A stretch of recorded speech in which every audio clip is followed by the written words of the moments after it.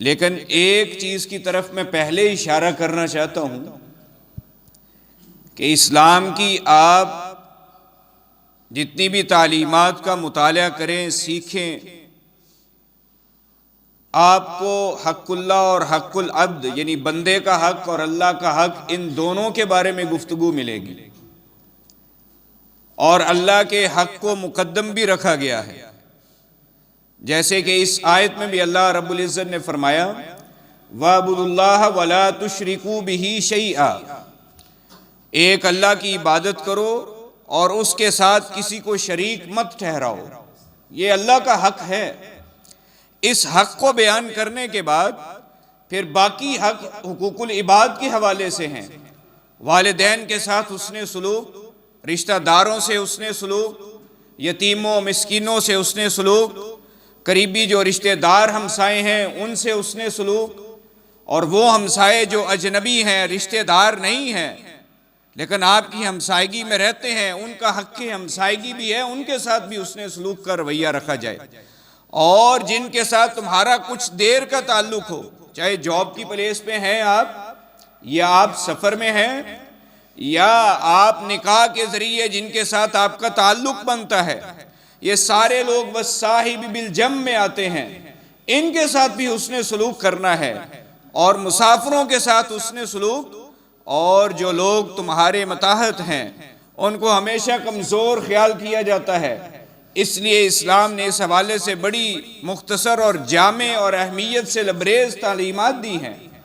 آپ ان کے بارے میں اندازہ کریے کہ یہ جو متحد ہیں، مزدور ہیں، کمزور لوگ ہیں، ان کے حقوق کا اسلام نے خصوصی درس دیا ہے۔ نبی کریم صلی اللہ علیہ وسلم جب آخری لمحات ہیں زندگی کے، آپ اس دنیا سے تشریف لے جا رہے ہیں، رخصت ہونے کا وقت ہے، اور نبی کریم صلی اللہ علیہ وسلم بار بار ارشاد فرما رہے ہیں وصیت کے طور پہ، میری امت الصلاۃ وما ملکت ایمانکم، دو چیزوں کا خیال رکھنا، ایک نماز اور دوسری جن کے تمہارے دائیں ہاتھ مالک ہیں، یعنی جن پہ تمہارا زور چلتا ہے، جو تمہارے متحد ہیں، تمہارے پاس کام کرنے والے ہیں۔ حضرت ام سلمہ رضی اللہ تعالیٰ عنہ بیان فرماتی ہیں کہ حضور بڑی دیر تک یہ جملہ کہتے رہے الصلاۃ وما ملکت ایمانکم، یہاں تک کہ یہ الفاظ نبی کریم صلی اللہ علیہ وسلم کی زبان اقدس سے نکلنا بند ہو گئے، نقاہت ہوگی اور روح جو ہے وہ پرواز کر گئی۔ تو یہ نبی صلی اللہ علیہ وسلم کی بالکل آخری جو وصیت ہے، اس میں بھی آپ نے دونوں حقوق کو جمع کیا۔ نماز یہ اللہ کا حق ہے، اللہ نے ہمارے ذمہ فرض قرار دیا اس کو، اس کی بڑی اہمیت اور فضیلت ہے۔ اور دوسرا وما ملکت ایمانکم، جن کے تمہارے دائیں ہاتھ مالک ہیں، جو تمہارے متحد ہیں، جن کو تم نے جاب پہ رکھا ہے، اور جن کو اللہ نے تمہارے متحد کر دیا، یہ اللہ کی تقسیم ہے۔ اللہ رب العزت نے قرآن مجید میں ارشاد فرمایا سورۃ الزخرف میں آیت نمبر 32، اس کا ضرور مطالعہ کریں، بڑی خوبصورت آیت ہے، دماغ سیدھا کرنے والی آیت ہے۔ یہ جو دماغ میں کبھی کبھی غبار چڑھ جاتا ہے، کبھی پیسے کا، کبھی عہدے کا، کبھی کسی اور چیز کا، کبھی بڑائی کا، ان سب چیزوں کو سیٹ کرنے کے لیے آیت بڑی زبردست مفہوم اور معنی رکھتی ہے۔ اللہ رب العزت نے فرمایا اہم یقسمون رحمت ربک، کیا وہ رب کی رحمت کو تقسیم کر سکتے ہیں؟ کیا ان کا یہ ارادہ ہے کہ اللہ کی رحمت جو بڑی وسیع ہے اور بہت سی چیزوں کو گھیرے ہوئے ہے، وہ اس رحمت کو تقسیم کر سکتے ہیں، اپنی مرضی اور اختیار اس پہ لگا سکتے ہیں؟ فرمایا نحن قسمنا بینہم معیشتہم فی الحیات الدنیا، ہم نے اس دنیا کی زندگی میں تمام لوگوں کے معاش اور معیشت کو، ان کے کاروبار کو، ان کے جاب کو، ان کے پیسے کو، دولت کو ہم نے تقسیم کیا ہے۔ وَرَفَعْنَا بَعْضَهُمْ فَوْقَ بَعْضٍ درجات، یہ جو درجات بنائے ہیں، کوئی افسر کی سیٹ پہ بیٹھا ہے، کوئی اس کے متحد ہے، کوئی بلند ہے، کوئی نیچے ہے، یہ جو درجات ہیں، کسی کے پاس پیسہ زیادہ ہے، کسی کے پاس کم ہے، کسی کے پاس رہنے کو رہائش ہے، کسی کے پاس نہیں ہے، کوئی مزدوری کر رہا ہے اور کوئی ٹھیکیدار بن کے بیٹھا ہے، کوئی لوگوں سے کام لے رہا ہے، کوئی سپرویژن کر رہا ہے، یہ جتنے ہیں یہ سب اللہ رب العزت فرماتے ہیں ہم نے یہ درجات بنائے ہیں لوگوں کے لیتخذ بعضهم بعضا سخریا. اگر ہم سب کا ایک سٹیٹس کر دیتے، سب کو برابر کر دیتے، تو پھر یہ زمین کا نظام نہ چل سکتا. لیتخذ بعضهم بعضا سخریا، تاکہ لوگ ایک دوسرے سے مدد لے سکیں، ہیلپ لے سکیں، اور یہ دنیا کا نظام اور زندگی چل سکے. تو یہ اللہ تعالیٰ نے تقسیم رکھی ہے ساری. اس میں کوئی بڑا نہیں ہے، کوئی محنت نہیں ہے، کوئی کوشش نہیں ہے. کوئی یہ نہ سمجھے کوئی میری بڑی مہارت ہے، میرا بڑا کمال ہے. یہ رب کی رحمت ہے. اس لیے فرمایا اہم یقسمون رحمت ربک، کیا وہ اتنی طاقت اور قوت رکھتے ہیں کہ رب کی رحمت کو اپنی مرضی سے تقسیم کر سکے؟ ایسا ہرگز نہیں ہو سکتا. یہ رب ہے جس نے ساری چیزیں تقسیم کر دی ہیں. کس کو کتنا دینا ہے، کیا دینا ہے، کب دینا ہے، کتنے میں خوش رکھنا ہے، وہ چیک بھی کرنا چاہتا ہے کون میرا ہے اور کون شیطان کی طرف جاتا ہے. اس نے تقسیم رکھی ہے. تو اس تقسیم کے ساتھ توکل، یقین، ایمان، بھروسہ، اللہ کی ذات پہ کامل توکل اور یقین رکھ کے جو رب نے دیا ہے اس پہ شکر ادا کریں، جو نہیں دیا اس پہ صبر کریں. جو یہاں نہیں ملا وہ جنت میں ملے گا، وہ وہاں ملے گا. جو ہمیشہ ہمیشہ کی زندگی ہے یہ ابدی نہیں ہے، اس نے ختم ہونا ہے. وہ اخروی زندگی ابدی زندگی ہے، اس نے ہمیشہ رہنا ہے. اس لیے میرے بھائیوں اور دوستو یہ یقین رکھیں کہ یہ جو دنیا میں ہم دیکھتے ہیں، کوئی مزدور پیشہ ہے، کوئی چھوٹے لیول کا کام کر رہا ہے، کوئی بڑے لیول کا کام کر رہا ہے، کوئی جوتے مرمت کر رہا ہے، پالش کر رہا ہے، کوئی جوتوں کی فیکٹری لگا کے بیٹھا ہے. یہ اللہ نے تقسیم رکھی ہے. کوئی گانٹنے والا ہے، کوئی پورے کے پورے جو ہے وہ فرم چلانے والا ہے. یہ میرے رب کی رحمت اور تقسیم ہے. اس میں ہماری کوئی مہارت اور کمال نہیں ہے.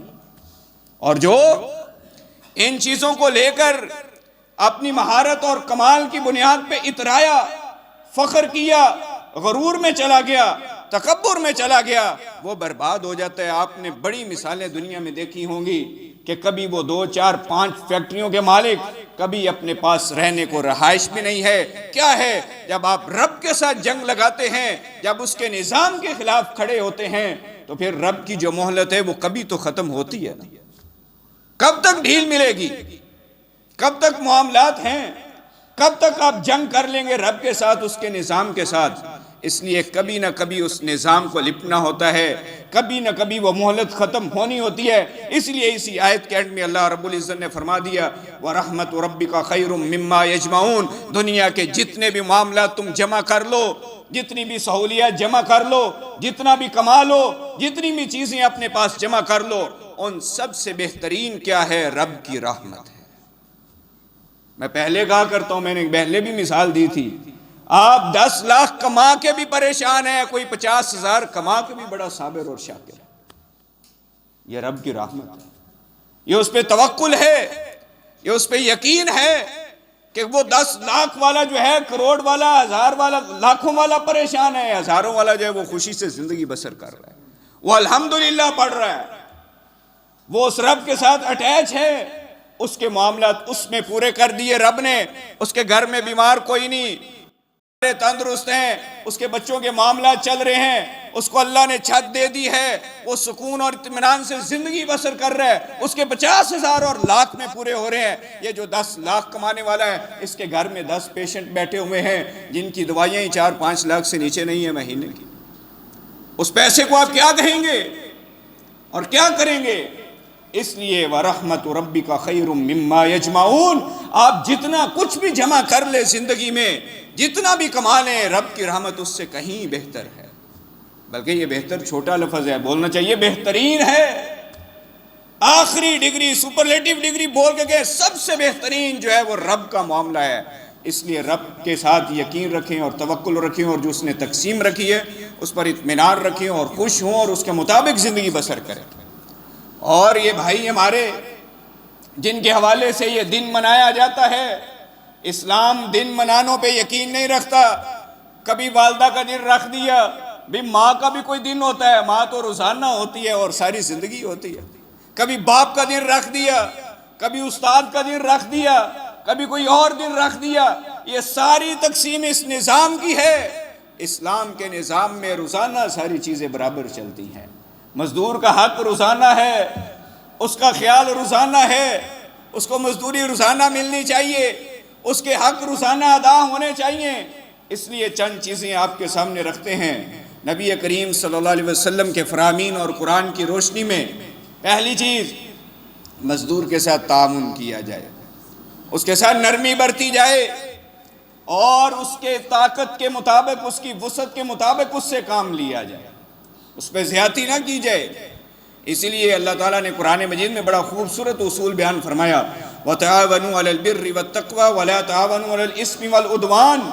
زیادتی مت کرو، سرکشی پہ مت اترو، یہ نہ کہو کہ ہاں آج تم اتنا کر کے جاؤ گے ورنہ میں تمہیں نہیں جانے دوں گا، میں تمہیں مزدوری نہیں دوں گا، میں روک لوں گا۔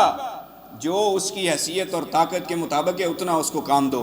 نبی کریم صلی اللہ علیہ وسلم کی ایک حدیث ہے، مارور بن سوید رحمۃ اللہ علیہ، وہ بیان فرماتے ہیں کہ ہم ایک دن حضرت ابو ذر رضی اللہ تعالیٰ، ابو ذر غفاری صحابی رسول، کہتے ہیں ہم ان کے پاس بیٹھے ہوئے تھے، ان سے ملاقات ہوئی ہماری، انہوں نے جو لباس پہنا ہوا ہے ان کے غلام نے بھی وہی لباس پہنا ہوا ہے۔ اب اندازہ کریں، جو ان کا خادم ہے، جو غلام ہے، اس نے بھی وہی لباس پہنا ہوا ہے جو سیدنا ابو ذر غفاری رضی اللہ تعالیٰ انہوں نے لباس پہنا ہوا۔ کہتے ہیں ہم نے سوال کیا، حضور کیا بات ہے؟ کہتے ہیں میں نے نبی صلی اللہ علیہ وسلم کی موجودگی میں، یعنی نبی صلی اللہ علیہ وسلم جب حیات تھے، آپ کی زندگی میں، ساببت رجلاً، میں نے ایک شخص کو برا بھلا کہا، فَعَيَّرْتُهُ بِأُمِّهِ، اس کی والدہ کے حوالے سے اس کو سخت کلمات کہہ دیے۔ تو نبی صلی اللہ علیہ وسلم نے فرمایا، یا ابا ذر اعیرتہ بامہ، تو نے اس کی والدہ کے بارے میں اسے سخت کلمات کہے ہیں۔ انک امرؤ فیک جاہلیہ، تو نے ایسا کام کیا جو جاہلیت میں لوگ کیا کرتے تھے۔ اب تو مسلمان ہے، تو صحابی رسول ہے، تو میرا ساتھی ہے، ایمان لا چکا ہے، اب بھی تو سختی کے کلمات کہتا ہے اپنے اس بھائی کے بارے میں، اپنے اس خادم کے بارے میں۔ پھر نبی کریم صلی اللہ علیہ وسلم نے بڑے خوبصورت جملے ارشاد فرمائے، بڑے قابل غور ہیں۔ فرمایا، اخوانکم خولکم، یہ جو تمہارے بھائی جن کو اللہ نے تمہارے متحد کر دیا ہے، جن سے تم کام کاج لیتے ہو، یہ بھی تمہیں میں سے ہیں، تمہارے جیسے ہی ہیں۔ جعلہم اللہ تحت ایدیکم، اللہ نے تمہیں ان پہ سپرویژن دی ہے، اللہ نے تمہارے ہاتھ کو اوپر کیا ہے ان پہ، تمہیں یہ ذمہ داری دے دی ہے، تمہیں یہ سہولت دے دی، تمہیں یہ مقام دے دیا کہ تم ان سے کام لے سکو۔ اب کرنا کیا ہے؟ فمن کان اخوہ تحت یدی، جس کے پاس ملازمین ہو اس کو یہ کام لازمی کرنے چاہیے۔ فلیطعمہ مما یاکل، جو خود کھائے وہ ان کو کھلائے۔ ولیلبس مما یلبس، جو خود پہنے وہ ان کو پہنائے۔ ولا تکلفوہم ما یغلبہم، ان سے وہ کام نہ لے جو وہ کر نہ سکے۔ اگر ایسا کام ان کے ذمہ لگائے، فَإِن كَلَّفْتُمُوهُمْ فَأَعِينُوهُمْ، اگر کوئی سخت اور مشقت والا زیادہ کام ان کے ذمہ لگا دیں تو پھر ان کی مدد بھی کریں وہ کام کرنے میں۔ سارے آدم کی اولاد ہیں، اس میں سب برابر ہیں۔ اللہ نے آپ کو سپرویژن دے دی، آپ کو مقام دے دیا، آپ کے متحد کر دیا لوگوں کو، ان کے حقوق کا خیال رکھیں۔ حضور کریم صلی اللہ علیہ وسلم نے بڑی خوبصورت کلمات ارشاد فرمائے، اوے ان کو بھی کھلاؤ جو کھاتے ہو، ان کو بھی پہناؤ جو پہنتے ہو، ان سے اتنا کام لو جتنا وہ کر سکیں۔ اگر کوئی مشکل کام کرنے والا ہے، کوئی بڑا ٹاسک ہے، ہوتے ہیں بڑے ٹاسک کرنے والے، مشکل کام بھی ہوتے ہیں، زندگی کا حصہ ہوتے ہیں، پھر ان کی مدد کریں۔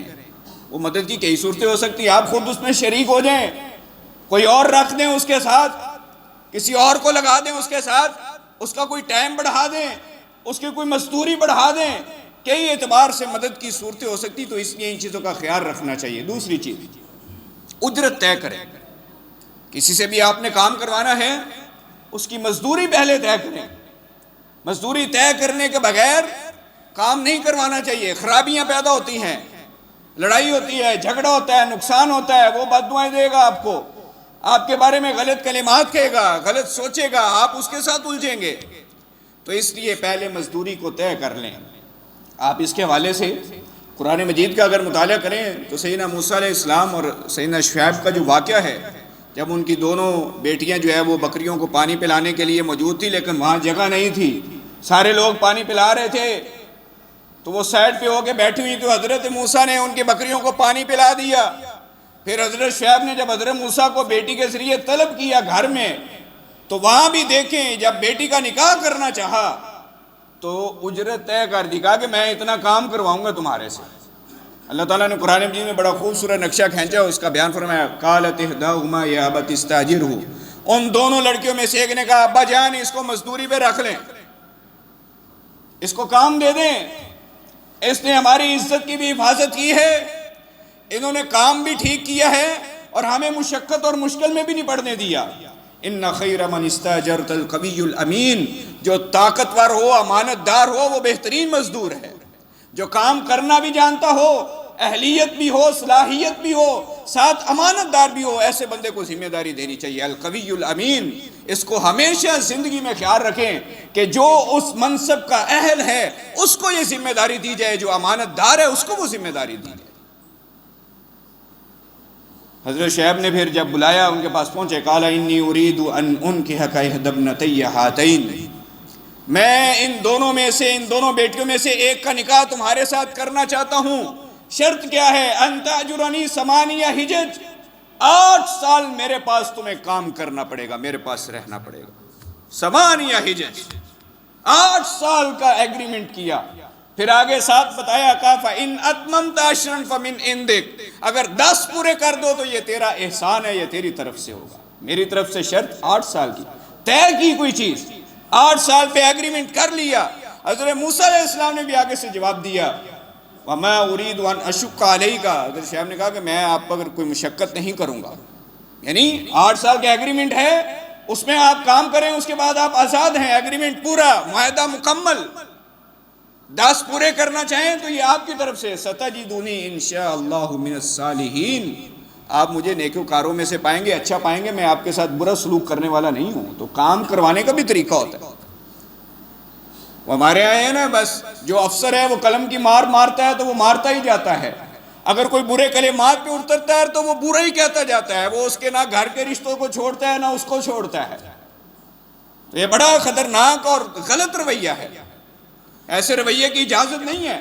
آپ نے اس کو تنخواہ پہ رکھا ہے، آپ نے اس کے پاس سامنے ٹرمز اینڈ کنڈیشنز رکھی ہیں، آپ نے اس کے ساتھ ایک ایگریمنٹ کیا ہے، اتنا ٹائم آپ نے دینا ہے، یہ آپ کی ذمہ داریاں ہیں۔ اس میں کوتاہی ہوتی ہے تو اس کے ساتھ پوچھ گچھ ہونی چاہیے، معاملات ہونے چاہیے، لیکن اس میں بھی نرمی، یہ ہم نے اگلا جمعہ رکھا ہے، نرمی اختیار کیجئے، اس میں بہت ساری چیزیں آئیں گی، وہ اس لیے رکھا ہے کہ اس کے ساتھ منسلک ہو جائیں چیزیں، تو اس لیے نرمی کے ساتھ، اچھے طریقے کے ساتھ آپ چیزوں کو مینج کر لیں، آپ اس کو سکھا دیں، بتا دیں، اس کو نہیں آتا پھر بھی بتا دیں۔ اسے نبی کریم صلی اللہ علیہ وسلم کی ایک حدیث ہے اجرت طے کرنے کے حوالے سے، اگر یہ حدیث منقطع ہے یعنی درست نہیں ہے، لیکن بہرحال قرآن مجید کی اس آیت کی روشنی میں اس کا مفہوم لیا جائے تو اجرت طے کرنی چاہیے۔ نبی کریم صلی اللہ علیہ وسلم فرمایا، منع کیا ان استئجار الاجیر حتی یبین لہ اجرہ، جب تک اجرت طے نہ کر دی جائے، واضح نہ کر دی جائے، تب تک کام نہیں کروانا چاہیے۔ نبی صلی اللہ علیہ وسلم نے اس چیز سے منع فرمایا ہے، تو لہذا اس کا پورا خیال رکھنا چاہیے، اس طرح حسن سلوک کا اہتمام کریں۔ کام لینا ہے، کام کروانا ہے، زندگی ہم سب ایک دوسرے کے ساتھ اٹیچ ہیں، ضروریات ہیں۔ کوئی بندہ دنیا میں ایسا نہیں ہے جو یہ دعویٰ کر سکے کہ مجھے کسی سے کام نہیں کروانا پڑے گا، مجھے کسی کی ضرورت نہیں ہے، کام کروانا پڑتا ہے۔ کسی نے گھر تعمیر کرنا ہے، کسی نے آفس میں کام کروانا ہے، کسی نے جو ہے وہ اپنی فیکٹری اور فرم چلانی ہے، کسی نے ٹھیکیداری کرنی ہے، جو بھی کرنا ہے، کہیں نہ کہیں آپ متحد ہیں، کہیں نہ کہیں آپ کے لوگ متحد ہوں گے، تو ایک دوسرے کے ساتھ حسن سلوک کا اہتمام کریں۔ نبی کریم صلی اللہ علیہ وسلم فرمایا، اذا صنع لأحدکم خادمہ طعاما، جب تمہارا ملازم تمہارے لیے کھانا بنا دے نا، تمہاری خدمت کے لیے کھانا بنا دے، تو حضور نے دیکھیے کتنا خوبصورت طریقہ ارشاد فرمایا، پھر وہ کھانا لے آئے، پیش کرے، آپ کے سامنے کھانا لگا دے، آپ دیکھیں کتنے سکون سے بیٹھے ہوئے ہیں، تو آپ نے فرمایا وَقَدْ وَلِيَ حَرَّهُ وَدُخَانَهُ، کچن کی گرمی اور اس کھانے کی سمیل اور بھاپ اس نے برداشت کی ہے، فَلْيُقِدُ مَاهُ فَلْيَأْكُلْ، اس کو بھی ساتھ بٹھا لو کھلانے کے لیے۔ کتنا خوبصورت دین ہے، ہمارا سٹیٹس رکاوٹ بن جاتا، میں انہوں آپ دے نال باہوں۔ یہ آپ چلے جائیں بڑے بڑے جتنے ریسٹورنٹس ہیں، کام کرنے والی گھر کی جو خواتین ہیں جن کو مزدوری پہ رکھا ہوتا ہے، بچے سنبھالنے کے لیے، گھر کی صفائی کے لیے، کام کاج کے لیے، ان کے برے حالات، وہ باہر فٹ پاتھ پہ بیٹھی ہوئی، ان کو چیئر بھی نہیں ملتی بیٹھنے کے لیے، خود اندر کھابے اڑائے جا رہے ہیں، ہزاروں کے بل مر رہے ہیں، اس کے لیے 200-400 کا ایک برگر بھی نہیں ہے۔ اندر 5 7 10 ہزار 15 ہزار کے بل بن رہے ہیں. اللہ ماشاء اللہ اچھے لوگ بھی ہوتے ہیں, ایکسیپشنز بھی ہیں, سارے ایک جیسے نہیں ہوتے, لیکن عمومی جو رویہ ہے وہ بڑا خطرناک ہے. اسی طرح ڈرائیوروں کا کیا کہنا, ان کا تو بیچاروں کا پرسانے حال ہی کوئی نہیں. صاحب میں نکلے ہیں 5 گھنٹے بعد نہ نکلے تو 20 گھنٹے بعد نہ نکلے, نہ وہ اندر جا سکتا ہے نہ وہ گاڑی سے غائب ہو سکتا ہے, نہ وہ اندر جا سکتا ہے نہ وہ گاڑی سے غائب ہو سکتا ہے. غائب ہوا تو کلاس لگ لی, اندر چلا گیا تو پھر بھی کلاس لگ لی. تو اس لیے یہ اس نے سلوک کا اہتمام کرے, ان کے لیے خیال کرے. نبی صلی اللہ علیہ وسلم فرمانے ہیں فَلْيُقْعِدُ مَعَهُ فَلْيَأْكُلْ, اس کو ساتھ بٹھا کے کھانا کھلا لو. اور اگر کھانا کم ہے یا مہمان اور ساتھ اٹیچ ہیں, شامل ہیں, نہیں آپ ساتھ بٹھانا چاہتے, فَلْيَضَعْ فِي يَدِهِ مِنْهُ أُكْلَةً أَوْ أُكْلَتَيْنِ, اس کو اس کھانے میں سے کچھ نہ کچھ دے دو, یہ لو بھی تم بھی کھا لو جا کے. یہ اس نے سلوک ہے, اس کا اہتمام کرنا چاہیے. شریعت نے بڑی خوبصورت تعلیمات دی. اسی طرح کوئی غلطی کرتا ہے تو اس پر درگزر کرے, درگزر کرنا سیکھیں, برداشت کرنا سیکھیں. اللہ تعالیٰ نے قرآن مجید میں فرمایا وَلْيَعْفُوا وَلْيَصْفَحُوا أَلَا تُحِبُّونَ أَن يَغْفِرَ اللَّهُ لَكُمْ, معاف کر دو, درگزر کرو, معافی بھی دو. کہتے ہیں نا رب تے معاف کر دینا, بندہ معاف نہیں کرتا ہے. بندے بڑے سخت ہو جاتے ہیں, کہتے ہیں رب تے معاف کر دے گا, بندہ نہیں چھڑے گا. یہ رویہ نہ اپنائیں. وَلْيَعْفُوا وَلْيَصْفَحُوا, معاف بھی کریں, درگزر بھی کریں. کیوں؟ الا تحبون ان یغفر اللہ لکم, تم بھی تو غلطیاں کرتے ہو کہ نہیں کرتے ہو, کہ دودھ کے دھلے ہو.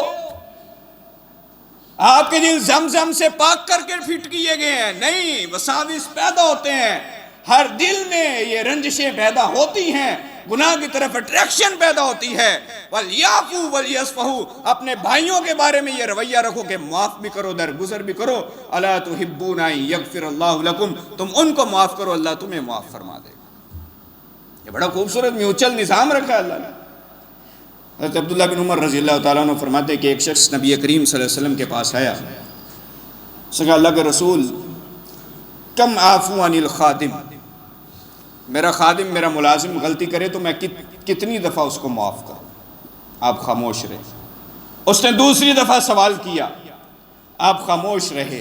اس نے تیسری دفعہ سوال کیا یا رسول اللہ کم عافو عن الخادم, میرا ملازم غلطی کرے تو میں کتنی دفعہ اس کو معاف کروں.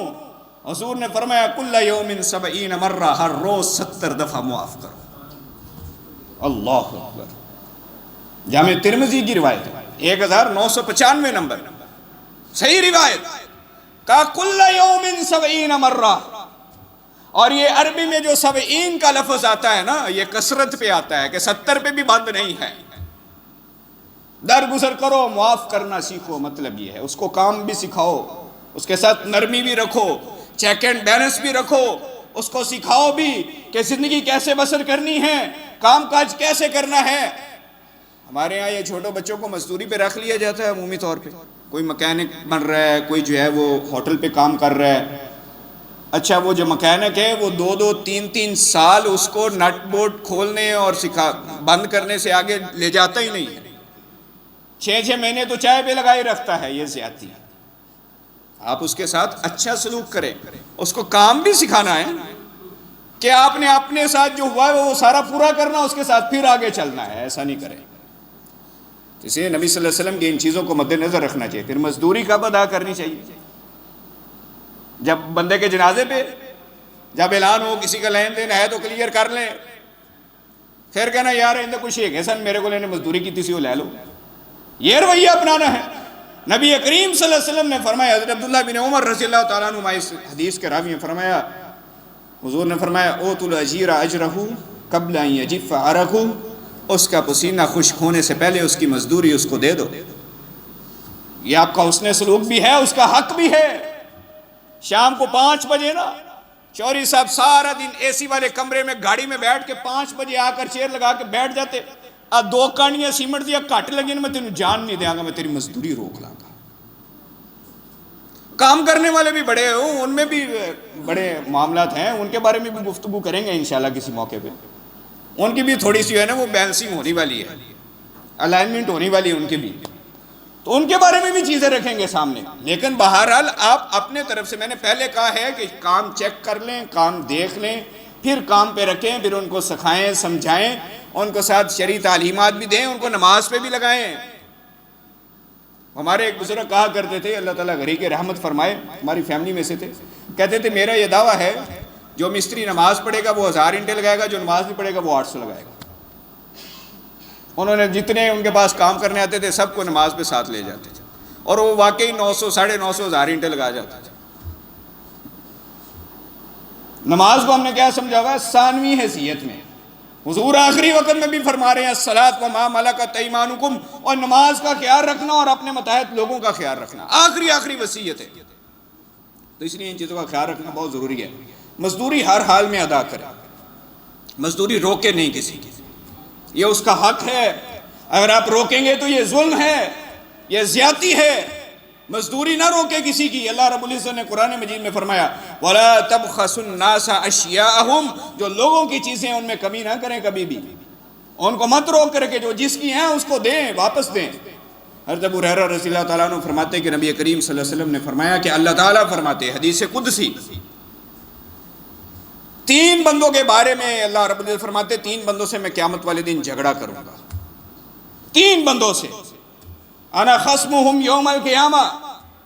اللہ رب العزت فرماتے 3 بندوں سے میرا جھگڑا ہے قیامت والے دن، میں معاملات کلیئر کروں گا ان کے ساتھ ذاتی طور پہ۔ پہلا، رجل آتا بی ثم غدر، میری اطاعت کرتا رہا پھر میرے ساتھ دھوکہ کر گیا، پھر مرتد ہو گیا، اسلام چھوڑ گیا، میں اس کو پوچھوں گا کہ اس نے یہ کیوں کیا۔ دوسرا وہ شخص، وَرَجُلٌ بَاعَ حُرًّا فَأَكَلَ ثَمَنَهُ، جس نے کسی آزاد بندے کو پکڑا، اس کو غائب کروا دیا اور اس کے پیسے کھا لیے۔ چلتے ہیں آج کل مسنگ پرسنز، بندے غائب کروا دیے اور پیسے کھا گئے، ڈیل کر دی، بندہ اٹھوا دیا، پیسے لے گئے۔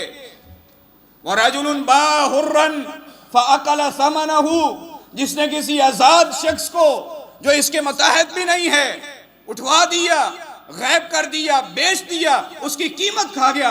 اللہ رب العزت فرماتے میں قیامت والے دن اس سے پوچھوں گا، سارے اچھے طور پہ پوچھوں گا، جھگڑا کروں گا اس کے ساتھ کہ اس نے یہ معاملہ دنیا میں کیوں کیا ہے۔ تیسرا وہ شخص، وَرَجُلٌ اسْتَأْجَرَ أَجِيرًا فَاسْتَوْفَىٰ مِنْهُ وَلَمْ يُؤْتِ أُجْرًا، اس نے کیا کیا ہے؟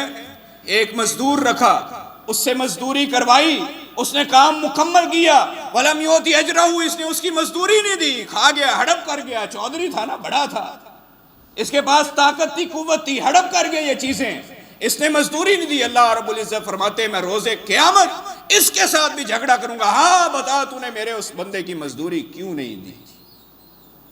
اس لیے اللہ رب العزت سے دعا ہے اللہ تعالی ہمیں، ہمارے جو متحد لوگ ہیں جن کو اللہ نے ہمارے متحد کیا ہے، یہ تقسیم اللہ نے بنائی ہے، ورنہ سب اولاد آدم ہیں، ان کا خیال رکھنے کی توفیق عطا فرمائے، اور اسلامی تعلیمات کے اور شرعی تعلیمات کی روشنی میں ان کے ساتھ معاملات کرنے کی توفیق عطا فرمائے۔ وآخر دعوانا الحمدللہ رب العالمین۔